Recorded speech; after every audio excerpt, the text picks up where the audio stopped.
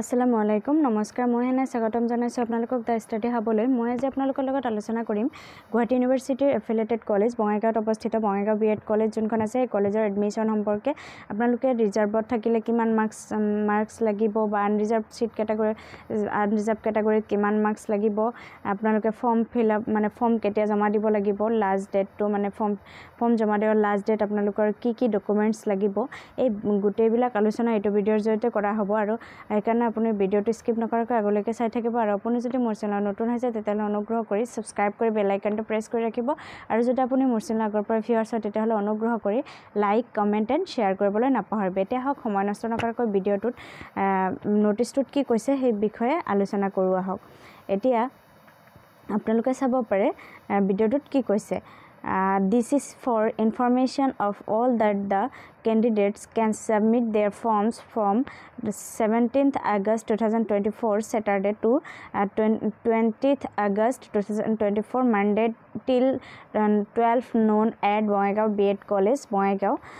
মানে আপোনালোকে যদি এইখন কলেজত বঙাইগাঁও কলেজত বিএড কৰিব খুজিছে তেতিয়াহ'লে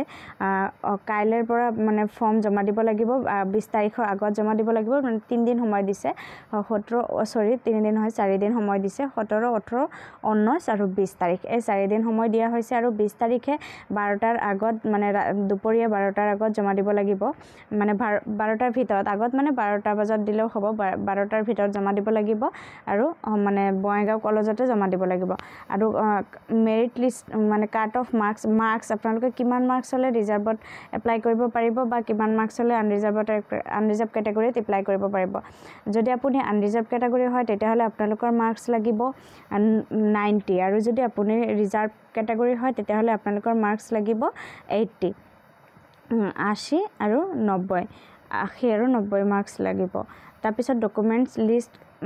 কি লাগিব আপোনালোকৰ কি ডকুমেন্টস লাগিব সেই বিষয়ে অকমান জনাই দিও আহক পোন প্ৰথমে লাগিব আপোনালোকৰ final result sheet of GU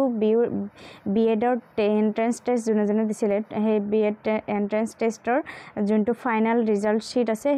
সেইটো লাগিব আপুনি কিমান নম্বৰ ৰেংকত আছে সেই বস্তুটো লাগিব তাৰপিছত আপোনালোকৰ জমা দিব লাগিব admit card of BEd entrance test আপোনালোকে মানে যোনটো এডমিটেডৰ জিইউ বিএডৰ এন্ট্ৰেন্স দিছিলে সেইটোৰ এডমিট কাৰ্ডখনো জমা দিব লাগিব তাৰপিছত লাষ্ট ৰেজিষ্ট্ৰেচন সাৰ্টিফিকেট আপুনি লাষ্ট ধৰক কোড মানে পঢ়িছে লাষ্ট যোনটো ৰেজিষ্ট্ৰেচন সাৰ্টিফিকেট ধৰক আপুনি যদি গুৱাহাটী ইউনিভাৰ্চিটিৰ আন্ডাৰতে কোনোবা জায়গাত বিএ কৰিছে বা এমএ কৰিছে সেই যোনটো আপোনাৰ মানে ৰেজিষ্ট্ৰেচন সাৰ্টিফিকেট আছে ৰেজিষ্ট্ৰেচন সাৰ্টিফিকেটটো দিব লাগিব নাইবা আদাৰ ইউনিভাৰ্চিটিত যদি আপুনি কৰিছে আদাৰ ইউনিভাৰ্চিটি বড়োলেণ্ড যেহেতু বঙাইগাঁৱৰ ওচৰতে বড়োলেণ্ড ইউনিভাৰ্চিটি আছে সো তাৰে ষ্টুডেণ্টও থাকিব পাৰে যদি আপোনালোকে বড়োলেণ্ড ইউনিভাৰ্চিটি নাইবা ইফালে আপোনালোকৰ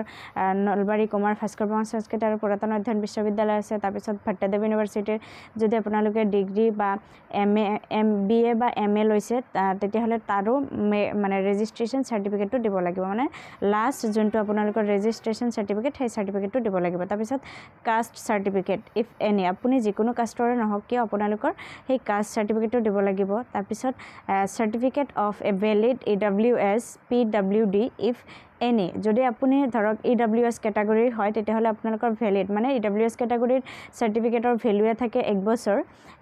মানে ধৰক এইটো বছৰৰ মাৰ্চৰ পৰা নেক্সট ইয়াৰ মাৰ্চলৈকে মানে 2025ৰ মাৰ্চলৈকে থাকিব সো ভ্যালিড